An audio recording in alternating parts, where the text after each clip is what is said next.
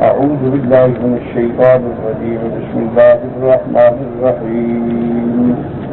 إن الذين هم من خشية ربهم مشفقون والذين هم بآيات ربهم يؤمنون والذين هم بربهم لا يشركون والذين يؤتون ما أتوا وقلوبهم وجلة أنهم إلى ربهم راجعون أولئك يسارعون في الخيرات وهم لها سابقون. سورۃ المومنون کی ان آیات میں اللہ تبارک و تعالی نے مومنین اور شہداء کا ذکر فرمایا ہے. اس سے پہلے الحمدللہ جیسا کہ آپ پڑھ چکے ہیں کہ اللہ نے سابقہ امتوں کے احوال ذکر فرمائے تھے، کیونکہ سب سے پہلے رسول اور نبی حضرت نوح علیہ السلام ہیں، تو اس لیے اللہ نے اس سورۃ المومنون میں ان کا واقعہ سب سے پہلے ذکر فرمایا کہ وَلَقَدْ أَرْسَلْنَا نُوحًا إِلَىٰ قَوْمِهِ فَقَالَ يَا قَوْمِ اعْبُدُوا اللَّهَ مَا لَكُم مِّنْ إِلَٰهٍ غَيْرُهُ، کہ اللہ نے جب نوح علیہ السلام کو اپنی قوم کی طرف بھیجا تو انہوں نے قوم کو دعوت توحید دی کہ خالص عبادت اللہ کے لیے کریں، اللہ کے سوا کوئی معبود برحق نہیں. لیکن اس دور کے سرمایہ داروں نے، سرداروں نے آپ کی نبوت و رسالت پر اعتراض کرنے کا سبب یہ بتلایا کہ فقال الملأ الذين كفروا من قومه ما هذا الا بشر مثلكم، انہوں نے کہا یہ تمہاری طرح ایک انسان ہے، یرید ان يتفضل علیکم، یہ تو اپنی بڑائی کے لیے دعوی نبوت و رسالت کرتا ہے، ورنہ انسان اور بشر نبی کیسے ہو سکتا؟ یعنی ان کے دماغوں میں بھی یہی بات تھی کہ بشر جو ہے وہ نبی نہیں بن سکتا. جیسے آج کل بھی لوگوں کے دماغ میں یہ غلط عقیدہ ہے کہ اللہ کے انبیاء کو نبی تو مانتے ہیں لیکن بشر نہیں مانتے، یعنی وہ بشر مانتے تھے، نبی نہیں مانتے، اور یہ نبی مانتے ہیں، بشر نہیں مانتے. بات ایک ہی ہے، وہ کہتے تھے کہ بشر نبی نہیں ہو سکتا، یہ کہتے ہیں نبی بشر نہیں ہو سکتا.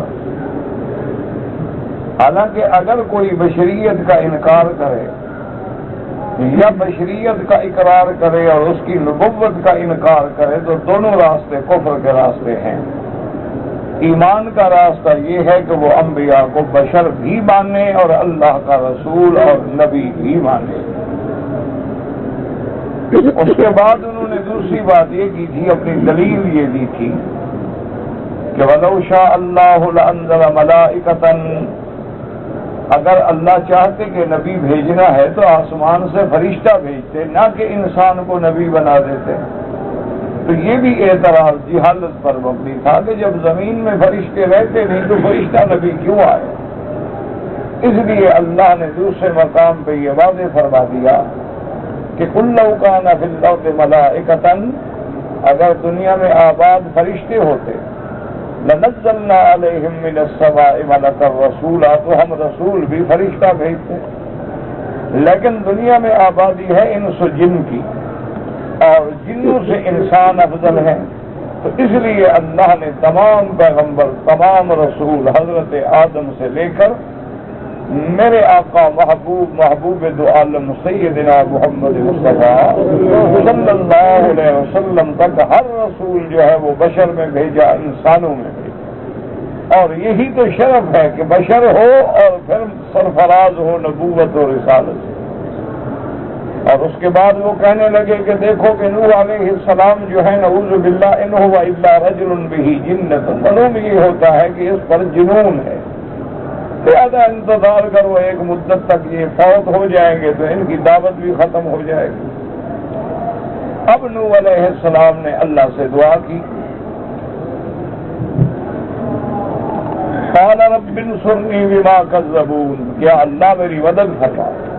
تو اس سے ہمیں یہ سبق ملا کہ دعا صرف اللہ سے مانگی جاتی ہے، پکار صرف اللہ کو کی جاتی ہے، ندا صرف اللہ کو کی جاتی ہے۔ اسی لیے علماء فرماتے ہیں کہ یا حرف ندا ہے، تو یا جو ہے یہ اللہ کے ساتھ ہی لگایا جا سکتا ہے، اللہ کے سوا کسی کے ساتھ نہیں۔ یا اللہ، یا رحمان، یا رحیم، یا خالق ہو، یا مالک ہو، یا رزاق ہو، لیکن آپ یا نبی نہیں کہہ سکتے، یا علی نہیں کہہ سکتے، یا غوث نہیں کہہ سکتے، کہ حرف ندا اللہ کے لیے ہے۔ اور مسلمان کا عقیدہ یہ ہوتا ہے ایاک نعبد و ایاک نستعین، تجھ ہی سے تیری ہی عبادت کرتے ہیں اور تجھ ہی سے مدد مانگتے ہیں۔ اللہ نے حکم دیا حضرت نوح علیہ السلام کو کہ آپ کی دعا ہم نے قبول کر لی ہے، اب آپ کی قوم کے جتنے کافر ہیں ان سب کو ہم غرق کر دیں گے، اس لیے میرا حکم ہے کہ آپ کشتی تیار کریں۔ فأوحینا الیہ ان اصنع الفلک بأعیننا ووحینا، ہماری آنکھوں کے سامنے، ہماری نگرانی میں، ہمارے حکم سے۔ فإذا جاء امرنا، جب ہمارا حکم پہنچے گا، وفارت تنور، اور تنور سے پانی ابلے گا، تو سمجھ لیں کہ وہ وقت طوفان آ گیا۔ فاسلک فیہا من کل زوجین اثنین، ہر چیز کے جوڑے جوڑے ان کو بھی آپ کشتی میں سوار کر لیں، یعنی جو مومن ہیں، مسلمان ہیں، وہ تو سوار ہوں گے، ان کے علاوہ حیوانات ہیں، جتنی چیزیں ہیں ان کو بھی آپ جو ہے ان کے جوڑے جوڑے جو ہیں ان کو کشتی میں سوار کر دیں۔ لیکن ایک بات یاد رکھیں کہ وہ لوگ جن پہ میرا فیصلہ ہو چکا ہے غرق کا، وَلَا تُخَاطِبْنِي فِي الَّذِينَ ظَلَمُوا، جن لوگوں نے کفر کیا، شرک کیا اور شرک پہ جم گئے اور ہم نے ان کی ہلاکت کا فیصلہ کر لیا، ان کے بارے میں مجھ سے دعا نہ کرنا، انہم مغرقون، وہ ہر حال میں غرق ہونے والے۔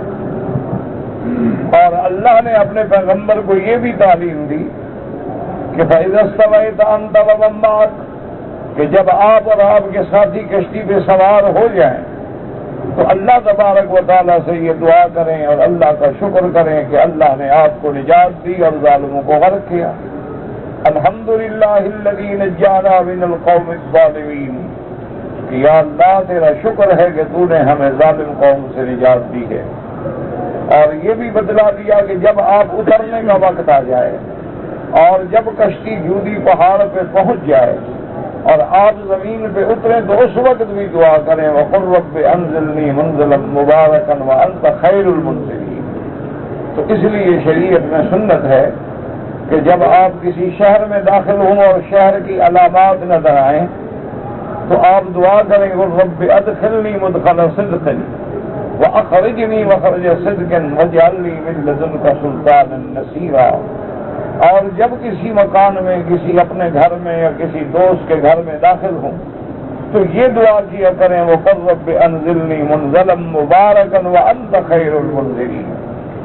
اور اللہ نے فرما دیا کہ نوح علیہ السلام کا بچانا اور آپ کی قوم کو غرق کرنا، إِنَّ فِي ذَلِكَ لَآيَاتٍ، اس میں ہماری نشانیاں ہیں کہ لوگ ہماری نشانیوں کو دیکھ کے میری قدرت کو پہچانے، میری عظمت کو پہچانے، وَإِن كُنَّا لَمُبْتَلِينَ، اور ہم ہیں امتحان لینے والے کہ کون ان چیزوں کو دیکھ کے عبرت پکڑتا ہے اور کون ہدایت کے راستے پہ آتا ہے۔ حضرت نوح علیہ السلام کے بعد فرمایا ثُمَّ انشَأْنَا مِن بَعْدِهِمْ قَرْنًا آخَرِينَ، ان کے بعد ہم نے ایک اور قوم پیدا کی۔ بعض علماء فرماتے ہیں کہ قوم عاد مراد ہے اور بعض فرماتے ہیں کہ قوم ثمود مراد ہے۔ بہرحال قوم عاد ہو یا قوم ثمود، اس میں بھی ہم نے اپنا رسول بھیجا۔ قوم عاد کے پاس حضرت ہود علیہ السلام کو بھیجا، وَإِلَىٰ عَادٍ أَخَاهُمْ هُودًا، حضرت ہود علیہ السلام کو قوم عاد کی طرف پیغمبر بنایا گیا، اور وَإِلَىٰ ثَمُودَ أَخَاهُمْ صَالِحًا، اور قوم ثمود کی طرف حضرت صالح علیہ السلام کو پیغمبر بنا کے بھیجا گیا۔ ان پیغمبروں نے بھی وہی دعوت دی جو حضرت نوح نے دعوت دی ہے، کیونکہ تمام پیغمبروں کی دعوت توحید ایک ہے، اصول دین ایک ہے، جن میں کوئی فرق نہیں ہے۔ انہوں نے بھی یہی دعوت دی کہ اعبدوا اللہ ما لکم من الہ غیرہ، خالص اللہ کی عبادت کرو، اس کے سوا کوئی بات نہیں۔ لیکن ان قوموں نے بھی کیا کہا، وقال الملأ من قومه الذين كفروا، ان کی قوم میں سے جن لوگوں نے کفر کیا، وكذبوا بلقاء الآخرة، اور جنہوں نے قیامت کا انکار کیا، وأترفناهم في الحياة الدنيا، اور جن کو دنیا میں ہم نے بڑی راحت دی، دولت دی، آرام دیا، ما هذا إلا بشر مثلكم، یہ تمہاری طرح انسان ہے، یأکل مما تأکلون، جیسے تم کھاتے ہو ویسے یہ کھاتا ہے۔ کیا مانا، یعنی غریب آدمی ہے، یہ بھی نہیں کہ جو انسانوں میں بھی بڑا آدمی ہو، وَيَشْرَبُ مِمَّا تَشْرَبُونَ، اور وہی پیتا ہے یہ تم پیتے۔ وَلَئِنْ أَتَاكُمْ بَشَرًا مِثْلَكُمْ، اگر تم نے اپنے جیسے ایک انسان کو نبی اور رسول مان کے اس کی اتباع کی تو تم تو گھاٹے میں پڑ گئے۔ اور پھر دیکھو کہ یہ پیغمبر تم کو ڈراتا ہے، أَيَعِدُكُمْ أَنَّكُمْ إِذَا مِتُّمْ وَكُنْتُمْ تُرَابًا وَعِظَامًا، یہ کہتا ہے جب تم مر جاؤ گے اور مٹی ہو جاؤ گے اور ہڈیاں ہو جاؤ گے۔ مانا یہ ہے کہ جب آدمی مر جاتا ہے تو اصولی بات ہے کہ پہلے گوشت گل جاتا ہے تو ہڈیوں کا ایک ڈھانچہ رہ جاتا ہے، پھر وہ ہڈیاں بھی گل جاتی ہیں، الا عجب الدم، الا آخر کی ہڈی کا آخری مہرہ جو ہے وہ بچ جاتا ہے۔ تو یہ تمہیں ڈراتا ہے کہ تم دوبارہ نکالے جاؤ گے۔ ہیہات لما توعدون، کتنی دور کی بات ہے، بلا مرنے کے بعد کون دوبارہ اٹھے گا؟ آج ہزاروں سال گزر گئے، جو مر گئے ان میں تو کوئی بھی واپس نہیں آیا ہے۔ ان ہی الا حیاتنا الدنیا، بس یہی دنیا کی زندگانی ہے، نموت و نحیا، کوئی مرتا ہے کوئی جیتا ہے، وما نحن بمبعوثین، ہم دوبارہ نہیں اٹھائے جائیں گے زمینوں سے۔ اور کہنے لگے ان هو الا رجل افترى على الله كذبا وما نحن له بمؤمنین، بلکہ ہمیں تو یہ معلوم ہوتا ہے کہ یہ بندہ اللہ پر بھی جھوٹ بول رہا ہے کہ بھی مجھے اللہ نے رسول بنا کے بھیجا ہے، نعوذ باللہ، جھوٹ بولتا ہے، ہم اس کی بات نہیں ماننے والے۔ اب پیغمبر نے اللہ سے دعا کی، قال رب انصرنی بما کذبون، یا اللہ ان نے مجھے جھٹلایا ہے، میری مدد فرما۔ تو ہر پیغمبر نے، ہر نبی نے، ہر رسول نے، ہر ولی نے، ہر ملک نے، سب نے دعا مانگی تو اللہ سے مانگی۔ قال اما قلیل لیصبحن نادمین، اللہ نے فرمایا میرے نبی ان کو ہم نے تھوڑی سی مہلت دی ہے، بھئی یہ دیکھ لیں گے، پھر ان کو ندامت ہوگی، شرمندگی ہوگی، لیکن فائدہ کوئی نہیں ہوگا۔ فأخذتهم الصیحۃ بالحق، صیحہ کہتے ہیں آواز کو، چیخ کو۔ اگر صیحہ سے مراد آواز ہے تو قوم سے مراد قوم ثمود ہے، کیونکہ اللہ نے قوم عاد کو صیحہ سے نہیں بلکہ اللہ نے ان پر ہوا بھیجی تھی۔ اسی لیے قرآن نے دوسری جگہ وضاحت کر دی، وَأَمَّا عَادٌ فَأُهْلِكُوا بِرِيحٍ صَرْصَرٍ عَاتِيَةٍ، کہ ہم نے ان پہ ایک تیز اور ٹھنڈی ہوا بھیجی، اور وہ ہوا جو تھی 8 دن تک متواتر چلتی رہی۔ اور قوم سمود کے لیے اللہ نے حکم دیا، جبریل نے چیخ ماری اور ساری قوم مر گئی۔ فَأَخَذَتْهُمُ الصَّيْحَةُ بِالْحَقِّ فَجَعَلْنَاهُمْ غُثَاءً، ایسے ہو گئے جیسے پانی کے اوپر تیرتا ہوا کچرا ہوتا ہے۔ وَبُعْدًا لِلْقَوْمِ الظَّالِمِينَ، ہلاکت ہے قوم ظالمین، کافرین، مشرکین۔ پھر اللہ نے فرمایا کہ ثُمَّ انشَأْنَا مِن بَعْدِهِمْ قُرُونًا آخَرِينَ، اس کے بعد ہم نے اور کئی امتیں پیدا کی۔ ما تسبق من امت اجلها وما يستاخرون، اور جس کا جو وقت معین تھا اسی کے مطابق ان کا وقت معین رہا، نہ آگے نہ پیچھے۔ ثم ارسلنا رسلنا تترا، پھر ہم نے بہت سارے پیغمبر ایک دوسرے کے پیچھے بھیجے۔ کلما جاء امت رسولها، جب بھی کوئی رسول آیا، کذبوه، امتوں نے ان کو جھٹلایا۔ فاتبعنا بعضهم بعضا وجعلناهم احادیث، پھر ہم نے بھی ان پر ایک دوسرے کے پیچھے عذاب بھیجے اور ان کو ہم نے ایک قصہ گزرا ہوا ایک حکایت بنا ڈالی۔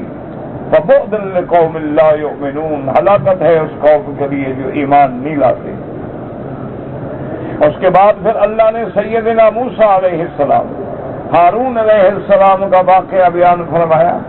تو یاد رکھیں موسیٰ علیہ السلام رسول ہیں، صاحب کتاب ہیں، صاحب شریعت ہیں، اور ہارون علیہ السلام اللہ کے نبی ہے، رسول نہیں۔ اس لیے اس مسئلے کو بھی سمجھ لیں کہ جو رسول ہوگا وہ لازم نبی ہوگا، لیکن جو نبی ہوگا وہ ضروری نہیں کہ رسول ہو۔ ثم ارسلنا موسیٰ واخاہ ہارون بآیاتنا وسلطان مبین، پھر ہم نے موسیٰ علیہ السلام اور ان کے بھائی ہارون کو بھیجا اپنی نشانیاں دے کر اور کھلا ہوا معجزہ دے کر الی فرعون وملئہ، فرعون اور اس کے سرداروں کی طرف. تو یہ بنو کا ذکر ہے، ورنہ موسیٰ علیہ السلام جیسے فرعون کی طرف بھیجے گئے بنو اسرائیل کی طرف بھی بھیجے گئے، اسی طرح فرعون کی قوم قبط کی طرف بھی بھیجے گئے. لیکن اللہ نے فرعون اور اس کے سرداروں کا ذکر فرما دیا.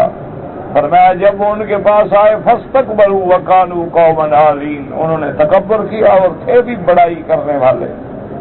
وقالوا ونؤمن لبشرین مثلنا، کہ ہم اپنے جیسے دو انسانوں کو نبی مان لیں.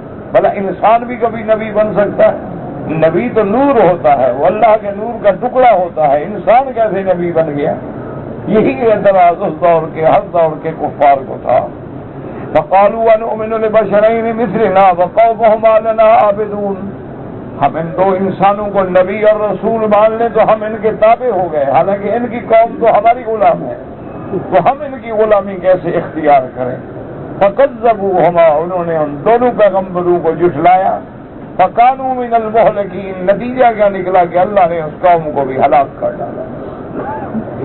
وَلَقَدْ آتَيْنَا مُوسَى الْكِتَابَ لَعَلَّهُمْ يَهْتَدُونَ، حالانکہ ہم نے موسیٰ علیہ السلام کو عظیم کتاب دی تاکہ وہ ہدایت پکڑیں، لیکن ہدایت پکڑنے کے باوجود انہوں نے کفر کیا اور غرق ہو گئے اور ہلاک ہو گئے. وَجَعَلْنَا ابْنَ مَرْيَمَ وَأُمَّهُ آيَةً وَآوَيْنَاهُمَا إِلَىٰ رَبْوَةٍ ذَاتِ قَرَارٍ وَمَعِينٍ، ہم نے ابن مریم یعنی عیسیٰ علیہ السلام، لیکن یاد رکھو کہ ہر بچہ جو ہے اپنے باپ کی طرف نسبت کیا جاتا ہے، بیٹا ہو یا بیٹی ہو اس کے باپ کا نام لکھا جائے گا. صرف حضرت عیسیٰ علیہ السلام ہیں جن کے ساتھ ماں کا نام لکھا جاتا ہے.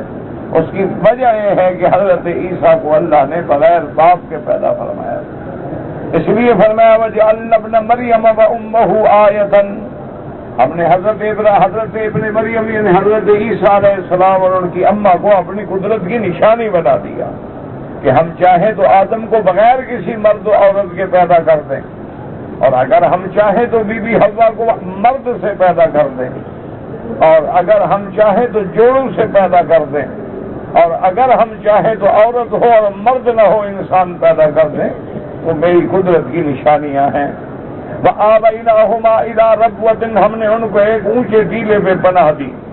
اور راجع قول یہ ہے کہ یہ بیت المقدس کا علاقہ ہے، فلسطین کا علاقہ ہے، رملہ کا علاقہ ہے. اور وہ اونچی جگہ جو تھی بڑی سرسبز تھی اور وہاں پانی کے چشمے جاری تھے. جیسے اللہ نے دوسرے مقام پہ بھی ارشاد فرمایا قد جعل ربک تحتک سریا، کہ بی بی مریم ہم نے دیکھو تمہارے لیے نیچے نہر بھی تو جاری کر دی ہے، اور تمہارے لیے کھجور کا درخت ہے، وہ حزی الیک بجذع النخلۃ تساقط علیک رطبا جنیا، تم اس کھجور کی ٹہنی کو پکڑ کے ہلاؤ، ہم تازہ کھجوریں تمہارے لیے اتاریں گے.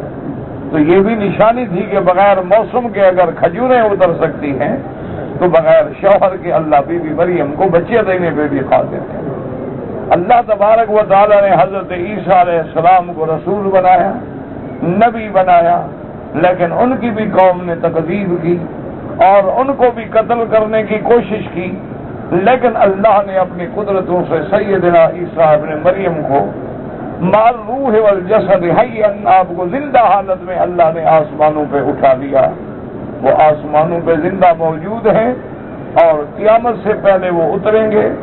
سینزل علی منارۃ شرقیہ بیضاء دمشق، دمشق کے علاقے میں ایک مسجد کے مینار پہ حضرت اتریں گے اور اس کے بعد زمین پہ آئیں گے اور وہ تابع ہوں گے شریعت محمد مصطفیٰ صلی اللہ علیہ وآلہ آلہ واصحابہ وسلم. اور حضرت عیسیٰ بنو اسرائیل کے آخری نبی ہیں اور میرے پاک محمد مصطفیٰ تمام نبیوں کے خاتم ہیں. اور اللہ کی سنت یہ ہے کہ ہر نبی ایک دوسرے کی تصدیق کرتا ہے. جیسے حضور پاک نے موسیٰ علیہ السلام اور عیسیٰ علیہ السلام کی تصدیق کی کہ وہ اللہ کے سچے پیغمبر ہیں. اب حضور کے بعد تو کوئی نبی نہیں، کون تصدیق کرے؟ اس لیے اللہ نے ایک سابقہ پیغمبر کو آسمانوں پہ بٹھا دیا کہ تم آخری زمانے میں اتر کے دین محمد مصطفیٰ کی تصدیق کرو اور شریعت محمد مصطفیٰ کے تابع رہو. حضرت عیسیٰ علیہ السلام کے دور میں اللہ اسلام کو پھر عظمت دیں گے. انہو یقتل الدجال، وہ دجال کو بھی قتل کریں گے. وانہو یکسر الصلیب، اور صلیب اور سرابوت کی عزت و طاقت کو بھی ختم کریں گے. ویضع الجزیۃ، اور جزیے کو بھی ختم فرمائیں گے. وَيَمْلَأُ الْأَرْضَ عَدْلًا وَقِسْطًا، اور پوری دنیا میں عدل و انصاف سے زمین بھر جائے گی. پھر حضرت عیسیٰ علیہ السلام تقریباً 40 سال زندہ رہیں گے. اس کے بعد شادی بھی فرمائیں گے اور ان پہ موت بھی آئے گی. اور جب ان پہ موت آئے گی تو یدفن فی روضۃ النبی صلی اللہ علیہ وسلم، وہ میرے محبوب مدنی محمد مصطفیٰ کے روضے میں آپ کے ساتھ دفن ہوں گے. آج بھی حضرت عیسیٰ کی قبر کی جگہ روضے میں موجود ہے. اور میرے محبوب نے یہ بھی ارشاد فرمایا کہ قیامت کے دن سب سے پہلے میری قبر مبارک کو کھولا جائے گا اور میں اس حال میں اٹھوں گا کہ عیسیٰ میرے ساتھ ہوں گے، ابو بکر و عمر میرے دائیں اور بائیں ہوں گے. اور فرمایا ان کو لے کر پھر میں جنت البقیع الغرقد مدینہ منورہ کے قبرستان پہ آؤں گا. ثم انتظر لاہل مکہ، پھر میں مکے والوں کا انتظار کروں گا.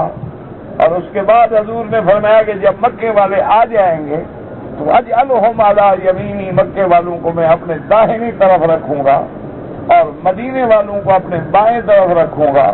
ثم اسوقہم الی المحشر، پھر ان کو لے کے میدان حشر شام کی طرف لے کے جاؤں گا. اللہ نے اس کے بعد حکم دیا تمام پیغمبروں کو. یاد رکھو یہ حکم پیغمبروں کے لیے بھی ہے اور مومنین کے لیے بھی ہے کہ یا ایھا الرسل کلوا من الطیبات واعملوا صالحا، کہ اے میرے رسل، اے میرے پیغمبروں، پاکیزہ چیزیں کھاؤ اور اعمال صالحہ کرو. اسی طرح اللہ نے مومنوں کو بھی حکم دیا ہے یا ایھا الذین آمنوا کلوا من طیبات ما رزقناکم، ایمان والو تم بھی پاکیزہ چیزیں کھاؤ، پاکیزہ اور حلال چیزیں کھاؤ. اس لیے علماء فرماتے ہیں کہ حلال چیزوں کے کھانے کا حکم دیا اور عمل صالح کرنے کا حکم دیا تو یہ ہمیں سبق ملا کہ جب آدمی حلال کھاتا ہے تو اس کو نیک کام کرنے کی توفیق ہوتی ہے، اور جب آدمی حرام کھاتا ہے تو اس کو برائی کرنے کی توفیق ہوتی ہے. تو عمل صالح جو ہے اس کو رزق حلال سے ایک تعلق ہے. اور اس کے بعد یہ بھی بتلا دیا انی بما تعملون علیم، کہ جو کچھ تم عمل کر رہے ہو میں جانتا ہوں. اور اللہ نے یہ بھی بتلا دیا کہ تمام دین ایک تھے. ان هذه امتکم امتا واحدہ، تمہارا دین اور پہلی امتوں کا دین ایک ہے. وانا ربکم، میں ہی صرف تمہارا رب ہوں. فاتقون، اللہ سے ڈرو. لیکن اس کے باوجود لوگ جو تھے انہوں نے اپنی پارٹیاں بنا لی، جماعتیں بنا لی، اپنی اپنی کتابیں بنا لی، اپنے اپنے دین بنا لیے. فَتَقَطَّعُوا أَمْرَهُمْ بَيْنَهُمْ زُبُرًا، زبر اصل میں زبور کی جمع ہے، کہتے ہیں کتاب. یہ زبر کا معنی ہوتا ہے قطعہ، فرقہ فرقہ، پارٹیاں بن جانا. كُلُّ حِزْبٍ بِمَا لَدَيْهِمْ فَرِحُونَ، اور ہر آدمی اپنی جماعت میں خوش ہے چاہے وہ باطل پر بھی ہو. اللہ نے فرمایا میرے محبوب اگر یہ حق بات نہیں مانتے فَذَرْهُمْ فِي غَمْرَتِهِمْ، ان کو ان کی جہالت میں، ان کو ان کی گمراہی میں چھوڑ دیں حتیٰ ہی ایک وقت مقرر تک. اَيَحْسَبُونَ أَنَّمَا نُمِدُّهُمْ بِهِ مِن مَالٍ وَبَنِينَ، اللہ نے فرمایا کافر لوگ یہ خیال کرتے ہیں کہ اگر ہم حق میں نہ ہوتے اللہ ہمیں مال کیوں دیتا، اولادیں کیوں دیتا. تو اللہ جب ہمیں اولادیں دے رہا ہے، مال دے رہا ہے، تو مانا ہم بالکل حق پر ہیں. اللہ نے فرمایا ان کو جہالت ہے. نُسَارِعُ لَهُمْ فِي الْخَيْرَاتِ بل لا یشعرون، یہ سمجھتے نہیں. حالانکہ جلد بازی اور کوشش تو آدمی کو خیرات میں کرنی چاہیے، اچھے کاموں میں، نہ کہ برے کاموں میں. ان تمام اسباق کے سابقہ کے بعد آج کے سبق میں جو ہم نے تلاوت کیا ہے اس میں اللہ نے اپنے مومنین، اپنے بندوں کی، سعداء کی صفتیں بیان فرمائیں. فرمایا ان الذین هم من خشیۃ ربهم مشفقون، فرمایا کہ مومن لوگ وہ ہیں جو باوجود اپنے اچھے عمل کے اپنے رب سے ڈرنے والے. مشفقون مانا خائفون. اس لیے حضرت حسن بصری رحمت اللہ علیہ نے کیا بڑی بات فرمائی. اللہ ان کی قبر پہ کروڑوں رحمتیں فرمائے. اس نے کہا مومن اچھے عمل کر کے ڈرتے تھے اور آج ہم برے عمل کر کے بھی اللہ سے نہیں ڈرتے. ایمان والے لوگ ہیں، عمل اچھے کر رہے ہیں، لیکن پھر بھی دل میں خوف ہے۔ اس لیے بعض علماء فرماتے ہیں کہ خشیہ کا لفظ اور خوف کا لفظ ایک ہے۔ کسی جگہ اللہ فرماتے ہیں خوف، کسی جگہ فرماتے ہیں خشیہ، جیسے فرماتے ہیں الا ان اولیاء اللہ لا خوف علیہم ولا هم یحزنون، اور بعض علماء فرماتے ہیں کہ نہیں، خشیہ جو ہے وہ زیادہ سخت ہے۔ خشیت کا معنی یہ ہوتا ہے کہ کسی کی عظمت کی وجہ سے دل میں ڈر پیدا ہو جائے۔ خوف تو دشمن سے بھی ہو سکتا ہے، خوف تو آدمی کو جانور سے بھی ہو سکتا ہے، سانپ سے بھی ہو سکتا ہے، لیکن خشیہ یہ ہوتی ہے کہ دل میں اللہ کی عظمت ہے کہ ہم نماز تو پڑھ رہے ہیں لیکن خدا جانے ہماری نماز قبول بھی ہوتی ہے کہ نہیں ہوتی ہے۔ ان الذین هم من خشیت ربهم مشفقون۔ اسی لیے علماء نے فرمایا کہ قیامت والے دن جب سارے لوگ حضرت آدم کے دروازے پہ آئیں گے شفاعت کے لیے، تو حضرت آدم علیہ السلام فرمائیں گے نفسی نفسی نفسی، کیا مانا خشیت علی نفسی، خشیت علی نفسی، خشیت علی نفسی، مجھے تو اپنا ڈر ہے کہ اللہ مجھ سے نہ پوچھ لیں کہ تم نے اس درخت سے کیوں چکھا تھا جس سے میں نے منع کیا تھا۔ حالانکہ پیغمبر جانتے ہیں کہ اللہ مجھے معافی دے چکے ہیں، اللہ میری توبہ قبول فرما چکے ہیں، اور اللہ اپنے وعدے کا کبھی خلاف نہیں کرتے، لیکن یہ اللہ کی عظمت ہے کہ اگر اللہ پوچھ لے تو پھر اللہ کے آگے بات کرنے کی کس کو طاقت ہے۔ اس لیے حضرت عیسیٰ علیہ السلام عرض کریں گے ان تعذبهم فإنهم عبادك وإن تغفر لهم فإنك أنت العزيز الحكيم۔ میرا اللہ اگر تو اپنے بندوں کو عذاب دینا چاہے تو تیرے بندے ہیں، تیری مخلوق ہے، تیری مملوک ہے، تیرے ملک ہے، تیرے پیدا کردہ بندے ہیں، کون ہے تم کو روکنے والا؟ اور اگر آپ معاف کر دیں، آپ قوت والے بھی ہیں، آپ غالب بھی ہیں، آپ کو کوئی مغلوب نہیں کر سکتا، کوئی تانا نہیں دے سکتا کہ آپ نے کمزوری کی وجہ سے ان کو معاف کیا ہے۔ اس لیے اللہ کے پیغمبر حضرت ابراہیم علیہ السلام بھی کہتے ہیں من تبعنی فإنہ منی، میرا اللہ جنہوں نے میری اتباع کی وہ تو میری جماعت میں ہے، ومن عصانی، اور جنہوں نے میری نافرمانی کی فإنک غفور رحیم، آپ بخشنے والے بھی ہیں، مہربان بھی ہیں۔ دل سے دعا کر لیں اللہ امت مسلمہ کے گناہ معاف فرما دے۔ اللہم اغفر لنا وارحمنا، یا اللہ رحم فرما، لا تعذبنا بذنوبنا، ہمارے گناہوں کی وجہ سے ہم پہ عذاب نہ بھیج، لا تہلکنا بذنوبنا، ہمارے گناہوں کی وجہ سے ہمیں ہلاک نہ کر دے، لا تمنعنا بذنوبنا فضلک، اپنی رحمت، اپنی خیر، اپنا فضل ہمارے گناہوں کی وجہ سے نہ روک لے۔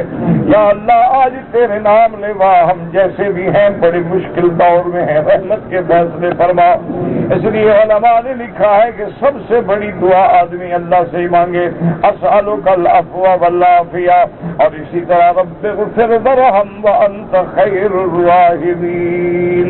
اسی لیے صفا مروہ میں بھی جو دعا ہے رب اغفر وارحم واعف وتکرم وتجاوز عما تعلم انك تعلم ما لا نعلم انك انت اللہ الاعز الاکرم۔ تو اس لیے اب دیکھیں کہ وہ من خشیت ربهم، حضرت آدم جو ڈر رہے ہیں کیوں؟ اللہ کی عظمت دل کے اندر ہے، اور فرمایا والذین هم بآیات ربهم یؤمنون۔ اور یاد رکھو آیات کا معنی دو معنی ہوتے ہیں، ایک آیات شرعی ہوتی ہیں اور ایک آیات کونی ہوتی ہیں۔ کیا معنی؟ ایک شرعی آیات اللہ نے حکم دیا یہ حلال ہے، یہ حرام ہے، یہ چیز جائز ہے، یہ ناجائز ہے، اور ایک کونی آیات ہے کہ آسمانوں پہ نظر ڈالو، ستاروں پہ نظر ڈالو، چاند سورج پہ نظر ڈالو، وفی کل شیء لہ آیۃ تدل علی انہ واحد، ہر چیز میں اس کی نشانی ہے جو چیخ کے کہتی ہے کہ وہ وحدہ لا شریک ہے۔ اس لیے فرمایا میرے بندوں کی نشانی کیا ہے؟ والذین هم بآیات ربهم یؤمنون، وہ آیات کونیہ ہوں یا آیات شرعیہ ان پر ایمان لانے والے ہیں۔ اور فرمایا والذین هم بربهم لا یشرکون، اور میرے بندوں کی نشانی کیا ہے؟ صرف یہ نہیں کہ ایمان لاتے ہیں جیسے آج کل ہے، ایمان تو لاتے ہیں، طواف بھی کرتے ہیں، لا الہ الا اللہ کی ضربیں بھی مارتے ہیں، لیکن قبروں پہ سجدے بھی کرتے ہیں، غیر اللہ کو بھی پکارتے ہیں، غیر اللہ کی نظر نیازیں بھی چڑھاتے ہیں، تو اس ایمان کا کوئی فائدہ نہیں۔ اس لیے اللہ فرماتے ہیں والذین هم بربهم لا یشرکون، ایمان لانے کے بعد وہ اپنے رب کی ربوبیت، الوہیت، وحدانیت میں شرک نہیں کرتے، وہ اس کی ذات میں شریک نہیں بناتے، اس کی صفات میں شریک نہیں بناتے ہیں۔ اور فرمایا والذین یؤتون ما اتوا وقلوبهم وجلۃ، یاد رکھو اس میں دو معنی ہیں، والذین یؤتون ما اتوا وجلۃ وقلوبهم وجلۃ، وہ لوگ جو صدقہ کرتے ہیں، خیرات کرتے ہیں، اس کے باوجود بھی ان کے دل خیرات قبول بھی ہوتی ہے یا نہیں ہوتی۔ اب دیکھیں کہ بیٹے سے بڑی خیرات تو کوئی نہیں ہو سکتی، اپنے بیٹے کو ذبح کرنے کے لیے پیغمبر تیار ہے، لیکن اس کے بعد دیکھیں کعبہ بنانے سے زیادہ تو کوئی اچھا عمل نہیں ہو سکتا، لیکن پھر بھی کہتے ہیں ربنا تقبل منا انک انت السمیع العلیم، میرا اللہ ہم نے تیرا گھر تو بنا دیا لیکن ہماری محنت قبول فرما، کیوں ہو سکتا ہے ہمارے کام میں کوتاہی ہو گئی، ہم سے کوئی غفلت ہو جائے۔ اس لیے فرمایا والذین یؤتون ما اتوا وقلوبهم وجلۃ، جو اللہ کے راستے میں خیرات کرتے ہیں، صدقات کرتے ہیں، مومن کی نشانی ہے ينفقون اموالهم باللیل والنہار، دن میں بھی رات میں بھی، ظاہر بھی چھپے بھی، اللہ کے راستے میں خیرات کرنے والے، لیکن دل ڈر رہے ہیں خدا جانے ہمارا صدقہ قبول ہوگا کہ نہیں ہوگا۔ اور بعض علماء فرماتے ہیں والذین یؤتون ما اتوا، انہوں نے فرمایا اس سے صرف صدقات مراد نہیں بلکہ اس سے مراد نماز، روزہ، ہر عمل کہ وہ نمازیں پڑھتے ہیں، روزہ رکھتے ہیں، لیکن پھر بھی ڈرتے ہیں۔ والذین یؤتون ما اتوا وقلوبهم وجلۃ، ایک دن بی بی عائشہ صدیقہ رضی اللہ تعالی عنہا بنت صدیق زوجہ حبیب محمد مصطفیٰ المبرات من السماء رضی اللہ تعالی عنہا وارضا، بی بی عائشہ صدیقہ رضی اللہ تعالی عنہا نے پوچھا کہ یا رسول اللہ صلی اللہ علیہ وسلم، قرآن میں جو آیت ہے والذین یؤتون ما اتوا وقلوبهم وجلۃ، کہ وہ لوگ عمل کرتے ہیں لیکن ڈرتے ہیں، فرمایا اس سے مراد یہ ہے کہ یہ عمل صالح بھی کرتے ہیں، نمازیں بھی پڑھتے ہیں، روزے بھی رکھتے ہیں، خیراتیں بھی کرتے ہیں، لیکن زنا بھی کر لیتے ہیں، شرابیں بھی پی لیتے ہیں، اس لیے ڈرتے ہیں کہ ہم نے اچھے کام بھی کیے لیکن برے کام بھی تو ہو رہے ہیں۔ بی بی حضور نے فرمایا نہ عائشہ تو نے قرآن کو سمجھا ہی نہیں، یہ مانا نہیں، مانا یہ ہے کہ اچھے کام کرنے کے باوجود ڈرتے ہیں کہ جو نماز کا حکم ہے ہم نے صحیح ادا کیا ہے یا نہیں کیا، کیوں نماز کا حکم تو یہ ہے ان تعبد اللہ کأنک تراہ، ایسے نماز پڑھو گویا تم خدا کو دیکھ رہے ہو، فإن لم تکن تراہ فإنہ یراک، اگر اس مقام پہ نہ پہنچو تو یہ تو یقین کامل ہو کہ اللہ ہمیں دیکھ رہا ہے، تو جب یہ یقین کامل ہو تو پھر ہماری نماز میں خشوع پیدا ہوگا، خضوع پیدا ہوگا، عاجزی پیدا ہوگی، تواضع، بندگی، تذلل پیدا ہوگا، تو ہم نمازیں تو پڑھ رہے ہیں لیکن پتہ نہیں قبول بھی ہوں گی یا نہیں ہوں، ہم روزہ تو رکھ رہے ہیں لیکن جھوٹ بھی بول رہے تھے، تو اسی انہوں نے کہا کہ نہیں اچھے کام کرنے کے باوجود بھی ڈرتے ہیں، انہم الی ربہم راجعون، کیوں ڈرتے ہیں کہ انہوں نے اپنے رب کی طرف لوٹ کے جانا ہے، تو جب لوٹ کے جائیں گے تو ہم تو سمجھے ہم نے بڑے طواف کیے، بڑی نمازیں پڑھی، لیکن وہاں جائیں تو قبول نہ ہو تو تھیلے کے برابر بھی کچھ نہ ملے، اس لیے ڈرتے ہیں کہ انہم الی ربہم راجعون۔ راجعون۔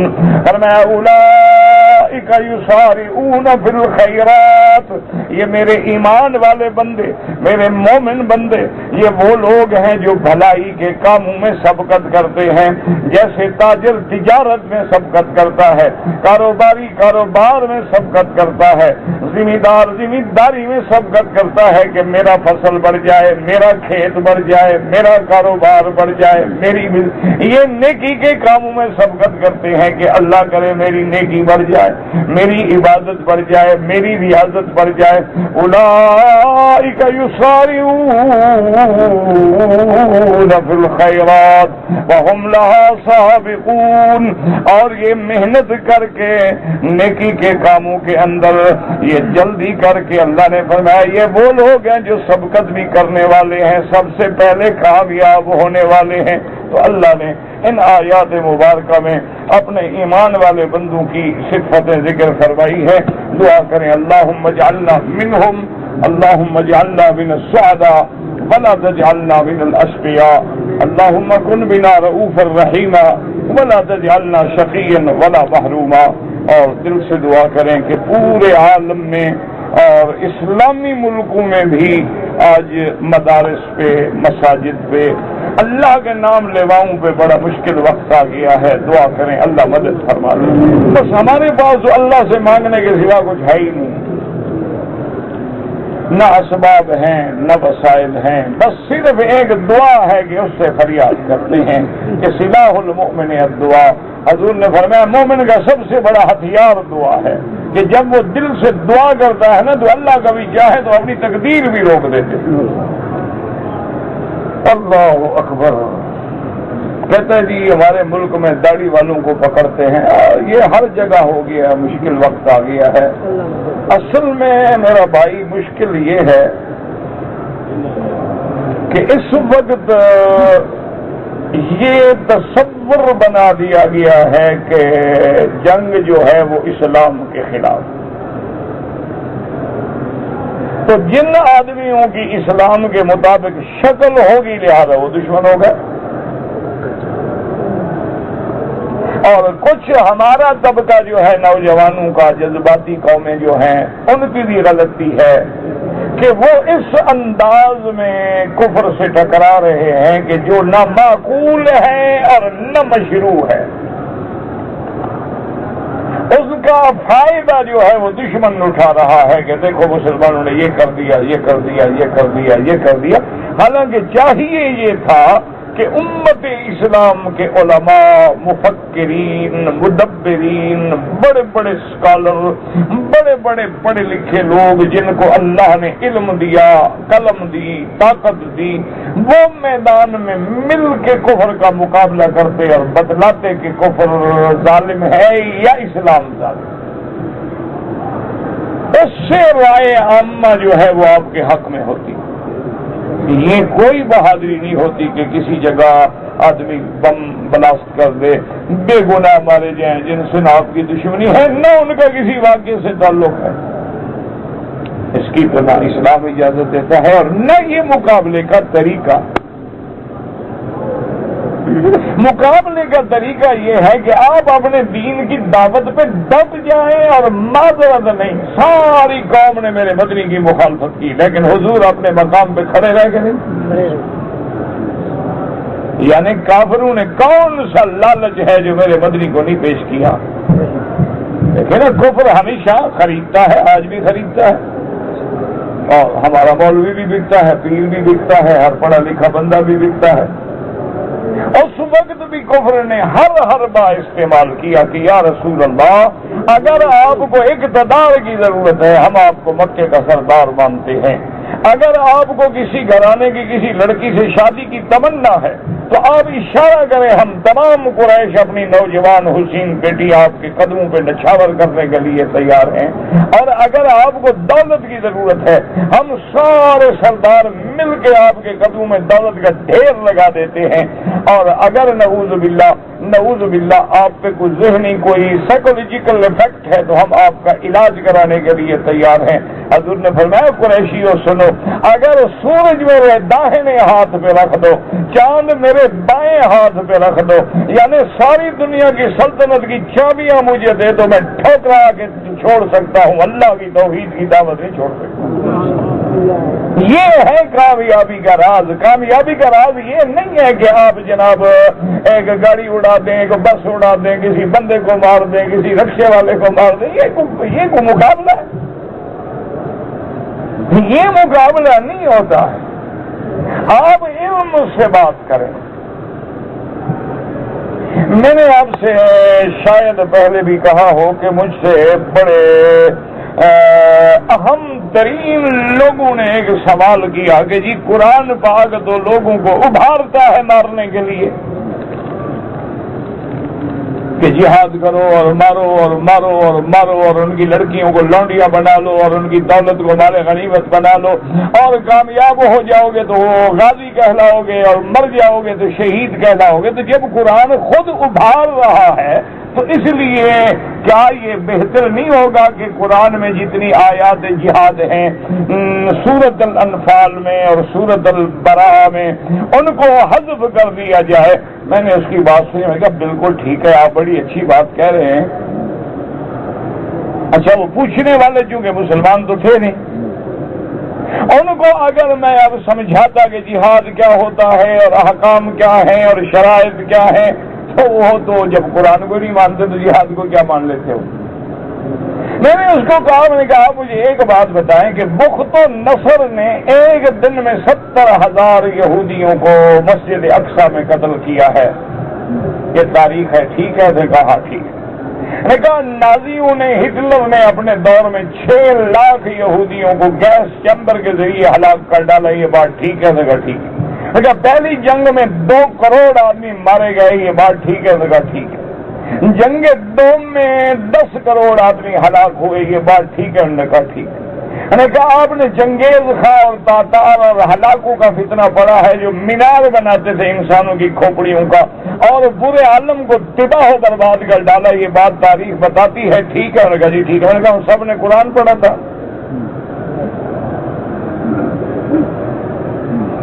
اس لیے وہ گرم ہو گئے، تو اب اس کے پاس کوئی جواب نہیں تھا۔ نہیں نہیں نہیں، میں نے کہا نہیں آپ بتائیں نا کہ انہوں نے قرآن پڑھا تھا۔ ہیروشیما اور ناگاساکی پہ تباہی پھیلا دی گئی، انہوں نے بھی قرآن پڑھا تھا، سورۃ براء اور سورۃ انفال نے ابھارا تھا ان کو۔ تو ایسی باتیں کیوں کرتے ہیں؟ تو یاد رکھیں ہمیشہ کہ جب تک تم کفر کا مقابلہ، جب تک تم اس وقت پوری دنیا میں صہیونیت کے فتنے کا مقابلہ علم سے نہیں کرو گے، اس وقت تک تم کبھی کامیاب نہیں ہو۔ لیکن جی آج دنیا میں مثلاً کئی عرب ہند کافر ہیں، یہودی ہیں، نصرانی ہیں، ہندو ہیں، سکھ ہیں، کتنے مار ڈالو گے؟ کیا کفر مٹ جائے گا؟ اچھا شیعہ سنی جو ایک کو مارے وہ سارے مٹ گئے ہیں دنیا سے؟ کیا ہے آخر؟ مجھے سمجھاؤ خدا کے لیے۔ ہمیشہ یاد رکھیں کہ علم کا مقابلہ علم سے ہوتا ہے۔ ہاں جہاں پھر تمہارا علم جواب دے جائے کہ اس کا کوئی اثر نہ ہو تو پھر تیاری کرو۔ پھر بھی اسلام تمہیں یہ نہیں کہتا کہ ایسے جا کے دیوار سے سر مار دو۔ اسلام یہ تو نہیں کہتا ہے۔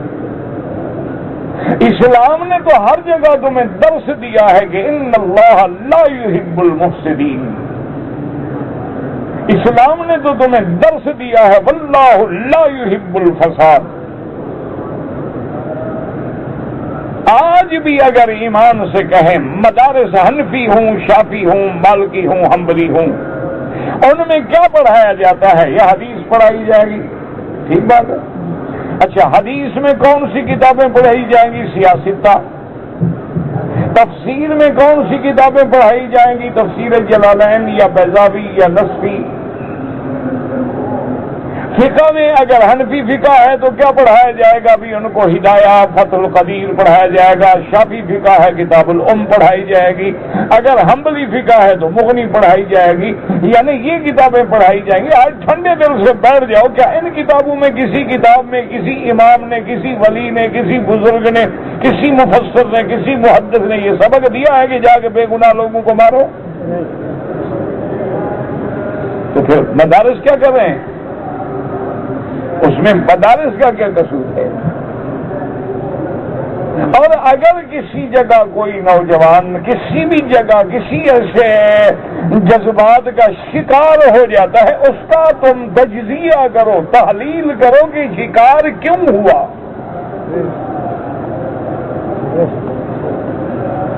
تب جا کر یہ باتیں ختم ہوں گی، اور یہ تب ختم ہوں گی جب تم مسلمان ہوش میں آؤ گے، صحیح مسلمان بنو گے اور صحیح اسلام پیش کرو گے۔ ایمان سے کہیں اسلام اسپانیہ تک پہنچا ہے، سینکڑوں سال اس نے اسپین پہ اقتدار رکھا ہے، کیا اس نے کسی مندر کو، گرجے کو، کسی کلیسا کو گرایا؟ سینکڑوں سال تک اسلام نے ہند پہ حکومت کی ہے، کیا انہوں نے کسی مندر کو گرا دیا، کسی گردوارے کو گرا دیا؟ کیا اگر وہ چاہتے تو پورے ہند میں ایک بھی ہندو رہ سکتا تھا یا مسلمان ہوتا یا مار دیتے؟ ان کے پاس تو طاقت تھی، لیکن کبھی بھی اسلام نے یہ سبق نہیں دیا۔ میرے مدنی سرکار کو اللہ نے جب طاقت دے دی، اس کے باوجود بھی حضور نے یہودیوں سے سلو کی، پھر یہودیوں نے وعدہ شکنی کی اور میرے محبوب محمد مصطفیٰ کو قتل کرنا چاہا، آپ کو شہید کرنا چاہا، پھر بھی حضور پاک نے حکم دیا کہ اپنا سامان بھی لے جاؤ، بس مدینے سے چلے جاؤ۔ اس کے باوجود بھی جب وہ اپنی عہد شکنی پہ قائم رہے اور مکے سے مشرکین کو تیار کر کے جنگ احد میں لے گئے، صحابہ شہید ہوئے، سیدنا حمزہ شہید ہوئے، اس کے بعد پھر حضور صلی اللہ علیہ وسلم نے بنی قریظہ کا محاصرہ کیا کہ تم نے وعدہ توڑا، معاہدہ توڑا اور ہمارے 70 صحابہ کو شہید کرانے کا ذریعہ بنے ہو، اب ہم مقابلہ کریں گے۔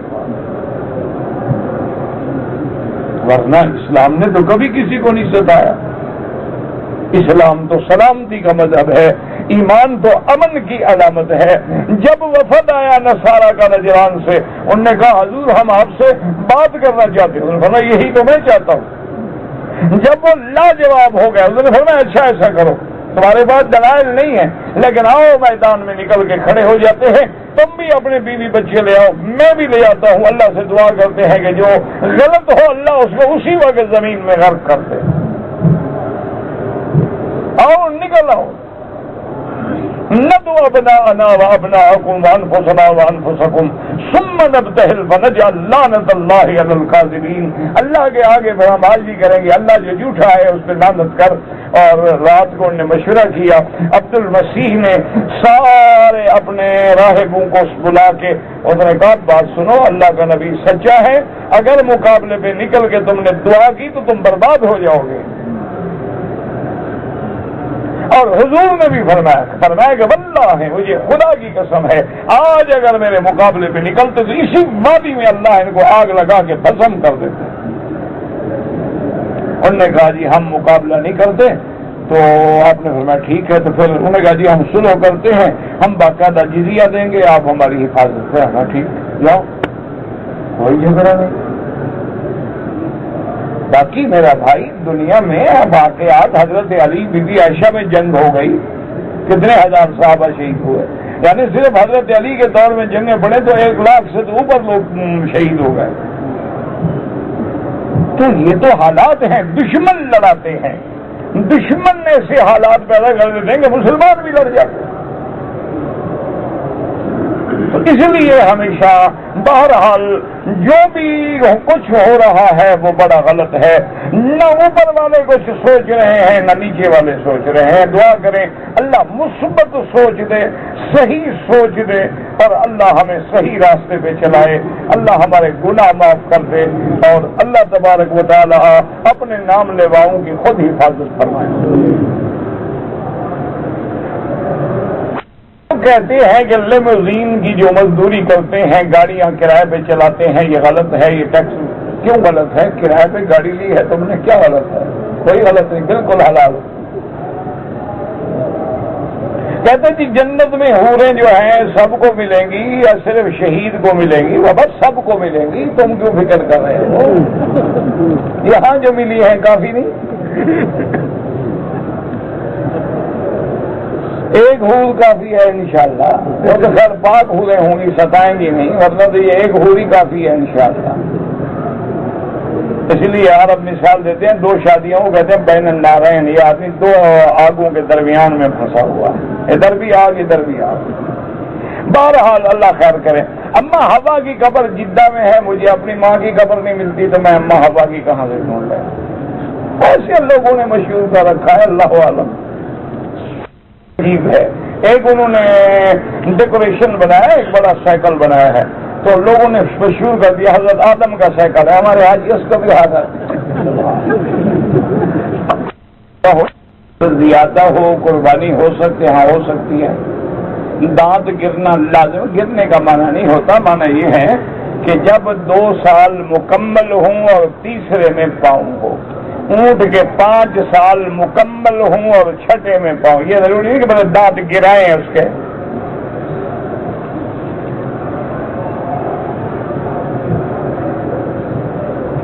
اگر حرم میں جو لوگ ڈیوٹی کر رہے ہیں، صفائی کر رہے ہیں، ان کو کوئی پیسے دے، بالکل دیا کریں، یہ بیچارے اچھا ہے، سوال بھی نہیں کرتے اور ان کی کوئی بڑی تنخواہیں بھی نہیں ہیں، یہ زیادہ مستحق ہیں ان لوگوں سے جو بھیک مانگتے ہیں۔ ہر جمعرات اور سوموار کو اللہ اعمال ہاں بالکل پیش ہوں گے، لیکن اجمالی پیشی ہوتی ہے، تفصیلی اللہ کے علم میں ہے۔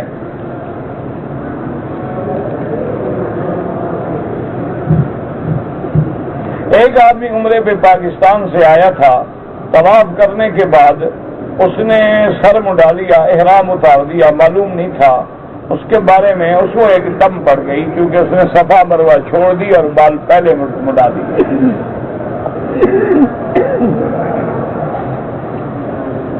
کہتے جی کہ حضرت نوح علیہ السلام کے 3 بیٹوں سے نسل چلا، باقی جو 80 آدمی تھے مجھے تو ملے نہیں، جو کتابوں میں ہے میں نے بتا دیا کہ آپ کے 3 بیٹے تھے، حام، سام، یافت، اس سے نسل چلی۔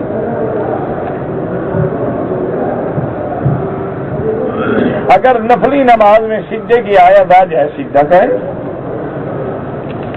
سجدہ کر کے کھڑے ہو جائے، وہ رکعت تھوڑی شمار ہوگی، وہ تو سجدہ تلاوت ہے۔ میں نے پاکستان سے عمرہ کیا، پھر مدینے چلا گیا، واپسی پہ میں نے مدینے پاک سے عمرہ کیا، بال نہیں کٹوائے، احرام کھول دیا، عمرہ آپ کا ہو گیا، بال بھی کٹوائیں، ایک بکری دم بھی ادا کریں۔ ہر عمرے کے بعد بال کٹوائے جاتے ہیں، یہ نہیں جو آپ نے ایک دفعہ کٹائے تھے اب قیامت تک کافی ہیں۔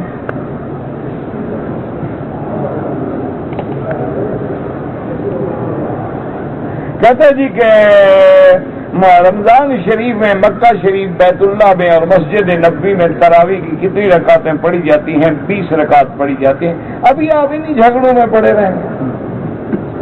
بابا جو 8 پڑھتا ہے اس کو 8 کا ثواب ملے گا، جو 20 پڑھتا ہے 20 کا ثواب ملے گا۔ جھگڑے کا تو مسئلہ ہی کوئی نہیں ہے، جتنا گوڑ اتنا میٹھا۔ 1 رکعت 1 لاکھ ہے، 8 پڑھ کے 8 لاکھ کمائے گا، 20 والا 20 لاکھ کمائے گا، اس میں کیا جھگڑا ہے؟ پڑھنے دو۔ اگر وہ سعودی عرب میں ہمارا قیام 26 دن ہے، بابا 26 ہو یا 36، کسی ایک شہر میں اگر آپ کی نیت 15 دن ٹھہرنے کی ہے تو آپ مقیم ہو گئے، آپ نماز پوری پڑھیں گے۔ دن ادھر 12-13 ادھر، پھر بھی مسافر ہے۔ کی تفصیل خلفائے راشدین کتاب میں پڑھ لیں۔ کتنے عرصے کے بعد حضرت حسن کو شہادت کے لیے زہر دیا گیا، یہ تاریخی باتیں ہیں، مجھے نہیں پتا کتنے دن گزرے، آپ کتاب لے لیں، اس میں تفصیل لکھی ہوگی۔ ہمارے گھروں میں جو کل اور چلیسویں کی رسمیں ہیں، یہ رسمیں ہیں، بدعات ہیں، اسلام کے خلاف ہیں، بدعت ہے، ثواب کے بجائے گناہ ہوتا ہے۔ آپ نے خیرات کرنی ہے، پورا مہینہ کرتے رہیں، سارا سال کرتے رہیں، کسی نے منع نہیں کیا۔ آپ خیرات کریں، اپنے والدین کے لیے مسجد بنائیں، مدرسے بنائیں، حمام بنائیں، پانی کے نل لگوائیں، کنویں کھدوائیں، تاکہ قیامت تک ان کو ثواب ملتا رہے۔ یہ تو رواج بن گیا ہے کہ تیسرے دن کل کرو، پھر باپ کو پوچھنے نہیں، جان چھوٹی ختم، کل شریف ہو گئے، باپ بھی کل ہو گیا، ہمارے کل ہو گئے۔ حدود حرم سے باہر ہے، حدود حرم سے باہر ہے تو آپ وہاں سے بھی احرام باندھ سکتے تھے، مسجد عائشہ سے باندھنے کی آپ کو ضرورت ہی نہیں تھی، باندھ لیا، ہو گیا۔ میری رہائش مسجد جیرانہ سے 50-60 کلومیٹر پہ ہے، آپ وہاں گھر سے بھی احرام باندھ سکتے ہیں، مسجد جیرانہ سے بھی باندھ سکتے ہیں، عمرہ کرنا چاہیں۔ ولی اللہ بھی قبروں میں زندہ ہوتے ہیں، اللہ کو پتہ ہے۔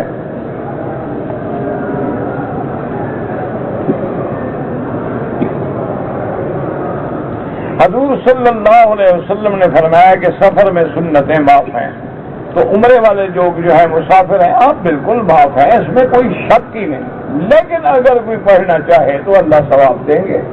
جیسے روزہ رکھنا سفر میں معاف ہے، لیکن بہت سارے صحابہ سفر میں روزہ رکھتے تھے۔ اوقات نماز جو ہے حنفی مسلک میں اوقات مکروہہ میں نہ پڑھے، عصر کے بعد طواف کیا تو 2 رکعت مغرب کے بعد پڑھے۔ امام احمد بن حنبل رحمۃ اللہ علیہ کے نزدیک حرم شریف میں جب طواف کرے، جب چاہے 2 رکعت پڑھ سکتا ہے۔ ایسی وادی ہے جس کا آپ نے فرمایا ہے کہ اس سے مجھے بغض ہے، میں نے تو نہیں پڑھا۔ اگر کسی نے طواف کی 2 رکعت مغرب کی اذان ہونے کے بعد پڑھ لی، ٹھیک ہے، کوئی بات نہیں۔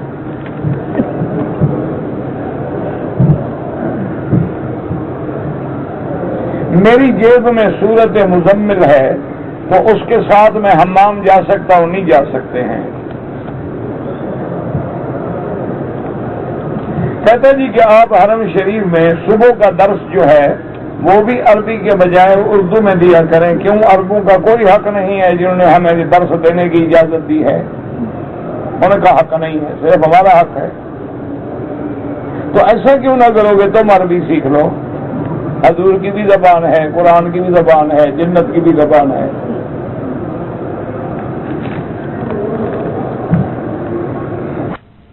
اگر اپنی لڑکی کی شادی پہ راضی نہیں ہوتے، نہیں کرنا چاہتے، لڑکی کو حق ہے کہ قاضی کو درخواست دے، قاضی اس کا ولی بن کے نکاح کر دے گا، کیوں نہ شادی کرے؟ ولی قاضی بنے گا، محکمہ بنے گا، سرکار بنے گی۔ یہ نہیں ہے کہ ماں باپ سے نہ پوچھو، تم خود ولی بن جاؤ۔ یہ مسئلہ اسی لیے پوچھ رہا ہے۔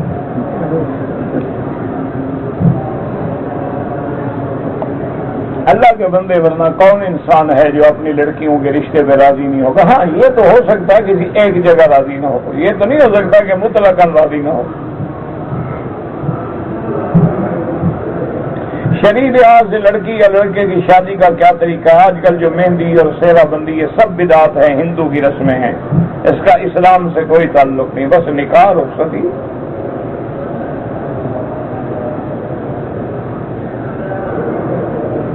میں دمام سے آیا ہوں کمپنی کے کام کے لیے، مجھے پتہ نہیں تھا عمرہ کیسے کیا جاتا ہے۔ میں نے کہا وہاں کسی بندے کو ساتھ لے لوں گا۔ میں نے 1 ہفتہ گزرنے کے بعد عمرہ کیا ہے، تو بہرحال اب آپ پر دم پڑ گئی کہ آپ بغیر میقات کے آئے ہیں، کمپنی کا کام سمجھ سکتے ہو، عمرے کی کتاب لے کے نہیں پڑھ سکتے تھے۔ کمپنی کا کام سمجھ سکتے ہو لیکن عمرہ نہیں سمجھ سکتے۔ میرے پاس 10 تولے سونا ہے، 2.5 تولے پہ نہیں، 10 تولے پہ زکوٰۃ دینی پڑے گی۔ مانا ہے کہ سب 7.25 تولے سے زیادہ ہو گیا تو اب ہم صاحب زکوٰۃ بن گئے۔ یہ نہیں کہ 7.25 تولے پہ معاف ہے، سارے سونے کی قیمت کر کے 2.5% دینا ہوگا۔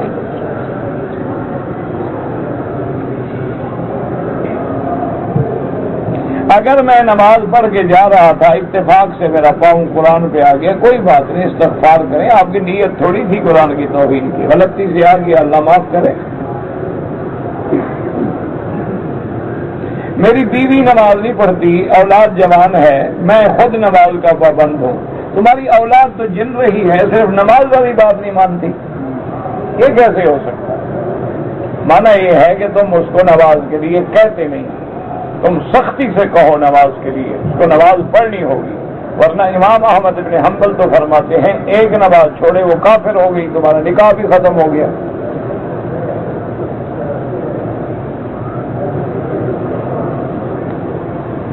کہتے جی کہ عورت پینٹ شرٹ پہن سکتی ہے، آج کل پہننے کی اس کو ضرورت کیا ہے؟ وہ پہننے کی ضرورت اسی لیے پہنتی ہے نا کہ ٹائٹ ہوگی، بدن نظر آئے، تو نہ پہننے سے کیا فرق پڑتا ہے؟ بہرحال یہ مردوں کا لباس ہے، اور جو عورت مردوں کا لباس پہنے اور مردوں کی چال چلے، اللہ کے نبی نے اس پہ لعنت بھیجی، لعن اللہ المتشبہین والمتشبہات من النساء۔ حضور نے فرمایا جو عورتیں مردوں کی شکل اختیار کریں، مرد عورتوں کی شکل اختیار کریں، مرد بال عورتوں کی طرح رکھیں، لباس عورتوں والا پہنیں، یا عورتیں جو ہے مردوں کی طرح بال کٹائیں اور مردوں کا لباس پہنیں، اس پہ اللہ کے نبی نے لعنت بھیجی ہے، باقی تم جانو، تمہارا کام جانے۔ اللہ کے نبی قبر میں زندہ ہے، ہر پیغمبر قبر میں زندہ ہے۔ اگر حضور کے روضہ مبارک پہ کھڑے ہو کے سلام کہیں تو پھر اسی طرح پڑھیں گے، الصلاۃ والسلام علیک یا رسول اللہ، اور دور سے پڑھیں گے تو اللہم صلی علی سیدنا محمد وعلی آل سیدنا محمد وبارک وسلم۔ جنازے کی نماز میں سورۃ فاتحہ پڑھ سکتے ہیں، حنفی حضرات نہ پڑھیں اور شافعی اور حنبلی حضرات پڑھا کریں۔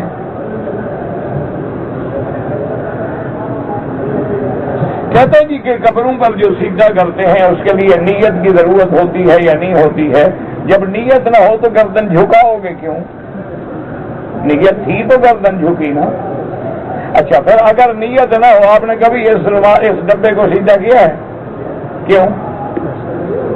قبر پہ کیوں کرتے ہو؟ آخر کوئی نیت ہے گڑبڑ نا، تبھی تو کرتے ہو۔ نیت نہ ہو تو قبر پہ جا کے سیدھا کرو گے؟ نیت کا معنی یہ تھوڑا ہوتا ہے کہ زبان سے کی جائے، اب میں اٹھ کے طواف کے لیے جاؤں، یہی نیت ہے۔ ابھی آپ عشاء کی نماز کے لیے کھڑے ہیں، نیت ہے تو کھڑے ہیں، تو جب قبر پہ جا رہے ہیں، سجدہ کر رہے ہیں، پر نیت ہونے نہ ہونے کا کیا بنا؟ نیت ہے تو آپ وہاں گئے ہیں۔ کسی حال میں بھی غیر اللہ کا سجدہ جائز نہیں۔ فلا تسجدوا للشمس ولا للقمر واسجدوا للہ الذی خلقہن ان کنتم ایاہ تعبدون۔ اللہم صل علی سیدنا محمد وعلی آل سیدنا محمد کما صلیت علی ابراہیم وعلی آل ابراہیم فی العالمین انک حمید مجید۔ یا شافی یا شافی یا سلام، اللہم اشفنا واشف مرضانا ومرضى من اوصانا واستوصانا ومرضى المسلمین۔ اللہم رب الناس اذهب الباس اشف انت شافی لا شفاء الا شفاؤک شفاؤک لا یغادر سقما۔ یا اللہ عالم اسلام کی عزت کا فیصلہ فرما، یا اللہ عالم اسلام کی جان مال آبرو عزت کی حفاظت فرما، یا اللہ دین والوں کی، دین کے دوائر اداروں کی، مساجد کی، مدارس کی، معابد کی حفاظت فرما۔ یا الہ العالمین بیماروں کو شفا عطا فرما، بے حیاؤں کو حیا عطا فرما۔